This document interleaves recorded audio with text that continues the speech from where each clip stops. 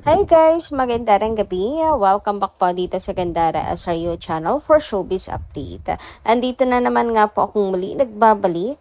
Ang nagmamaganda ninyo kanchismosang Kimpa, wala na pong iba. Ang lokarat na si Gandara SRU upang maghatid sa inyo ng latest update and fresh happenings patungkol kina Kim Chiu and Paolo Avellino. And para po sa gabing ito ang tatalakayin naman natin at pag-uusapan ay may kinalaman nga po rito sa relasyon nila Kim and Paolo na talagang mukhang napakaganda po ng 2026 para sa lahat ng Kim Pao fans, sa lahat ng Kim Pao Lancia. So, mga revelations kay Paolo, kay Kim, mga pag-uusapan po natin ngayong gabing ito. Deserve din naman po ng mga fans ang maging masaya. Pero bago pong lahat, sa mga hindi pa nakaka-subscribe sa ating channel, pakiclick lang po tayo natin subscribe button at notification bell na riyan sa baba upang kayo ay maging updated po at ma-notify tuwing may bago tayong chika at balita hinggil sa Kim Pao. Basta mga balita na may kinalaman kina Kim Chiu and Paolo Avellino, sagot na nga po natin yan. And ngayong gabing ito, bilang pasasalamat, narito ang ilan sa mga comment na napili nating basahin. At ang first comment nga ay nagmumula po kay Ma'am Rose Marie Escalante. Magandang gabi po sa inyo. At ang sabi niya rito, sa palagay ko, hindi lang 173 million ang kinita ng My Love Will Make You Disappear. Ito po yung movie ng Kim Pao noong 2025 or last year lamang na tumabo nga raw po ng 173 million. Grabe, no? Ang laki. Pero alam nyo kasi, may mga spekulasyon na hindi lang talaga 173. Matagal na po yan. Ganon din si Ma'am Rosemary, ang kanya pong palagay, hindi lang 173. Paano ba naman kasi yung first 6 days pa lang, ang laki na. Tapos, konti lang yung nadagdag, 173M lang lahat-lahat. Grabe, no? So, maraming mga fans ang hindi makapaniwala na 173M lang. Pero, yan po yung ni-report na kinita talaga. Although, hayaan na po natin kung yan lang yung ni-report. And kung yan lang talaga. Ang importante, isa po ito sa pinakamalaking kinitang movie ng ABS-CBN, Star Cinema, noong 2025. Top 3 nga kung hindi ako nagkakamali.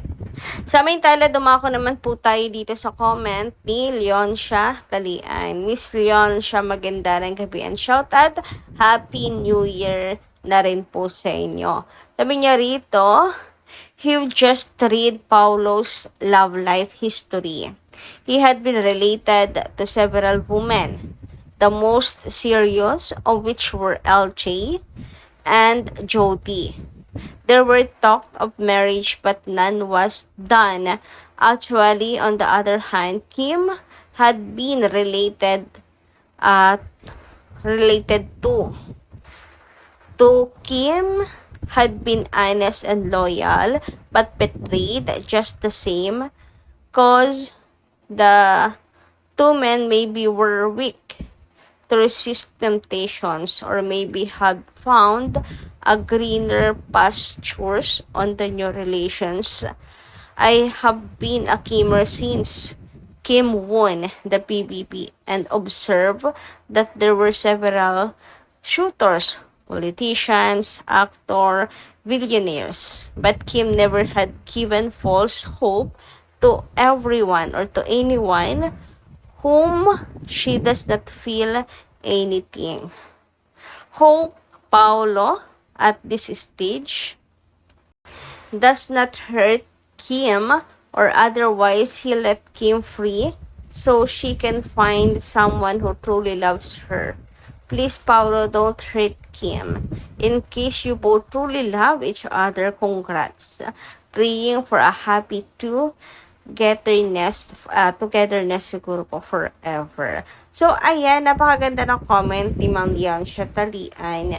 And alam nyo, natutuwa ako na if ever man, di ba, nasa ano siya gitna lang kina Kim and Paolo. Kung walang nararamdaman si Paolo kay Kim, huwag paasahin, huwag saktan si Kim Chu.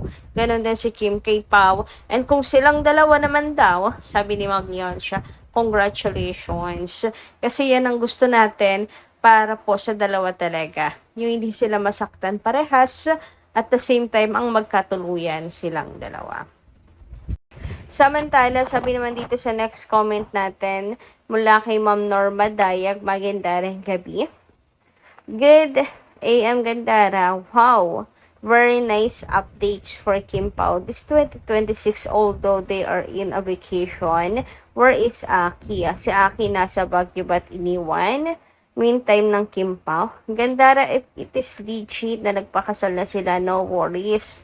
Kaya mga bashers, maghanap na kayo ng ibabash nyo like Catherine and Mayor Alcala.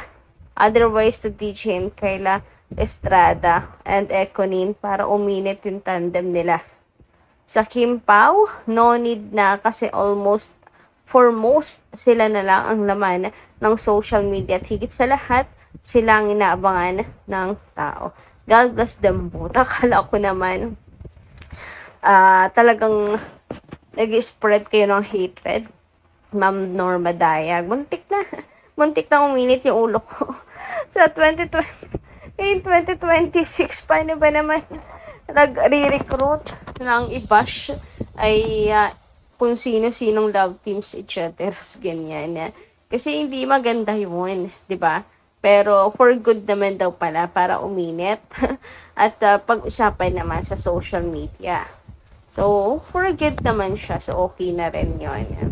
Para mapag-usapan sila. Nakimpaw no need na daw. Kaya mga bashers ay sorry na lamang. Dahil sa halip na sa pabagsak ang inyong ginagawa, lalong tumatayog ang Kim Pao. Anyway, dumako naman nga tayo dito sa mga updates ni Kim Chu.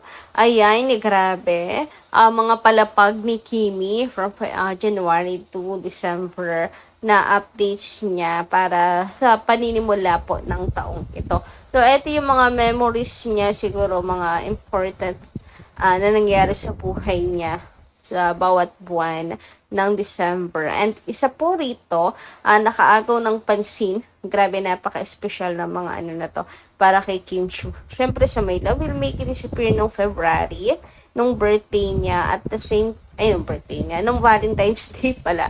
And ang picture niya with Becky or ang Becky. So, ito na nga po, mga kakimpaw. Kapansin-pansin, itong Valentine's Day na to, na yung flowers sa baba, na galing kay Paula Avellino. Well, hindi na natin masasabing parang galing. Dahil sure naman po tayo na kay Paula Avellino yan. Dahil na rin sa pagbubuking ni Paolo and ni Kim Chu nung during the tour ng My Love Will Make You Disappear. Na agang-aga, nagpadala po ng flowers si Paula Avellino kay Kim. And mga gifts, etc. Ganyan. Valentine's Day. And Kimberly pa talaga ang nakalagay. Buong-buo na Kimberly. Grabe. So, ngayon, parang napakahalaga ng February kay Kim. Marami nagsasabi na February niya sinagot ni Paula Avellino based dito sa kanyang mga updates. Talagang naka-highlight. Regalo ni Paolo, moments nila ni Paolo, and all. Yung alam niyo, simpleng picture lang yan. Dalawang picture. Ayan, picture nila, tapos yung flower. Pero napakaraming kahulugan na. Daming kwento sa likod dito. Na pinagbabasehan ng mga fans. Abay talaga naman. So, whether January, February, March, April, May, so hanggang December, naniniwala ko na sasamahan nilang dalawa ni Paula Avellino, parang halos araw-araw. Araw-araw niya sinasagot si Pao. Apaka-OA. Pero, based naman dito sa mga stories ni Kim, talagang kasama na niya sa buhay si Paula Avellino. Kasama na talaga sa buhay niya si Pao at hindi na yun mawawala. Napaka-espesyal na ng parte ni Paula Avellino sa buhay po niya. Hindi yan mag-story nang wala lang. napaka-special po ni Paolo para po kay Kim Chu na simbolo ng pagmamahalan nilang. Ay, pagmamahalan talaga. Anyway, hanggang dito lang muna ating update. Maraming salamat po sa inyong pakikinig. Kita kas po tayo muli sa mga susunod pa nating mga chikas. Maraming pong salamat.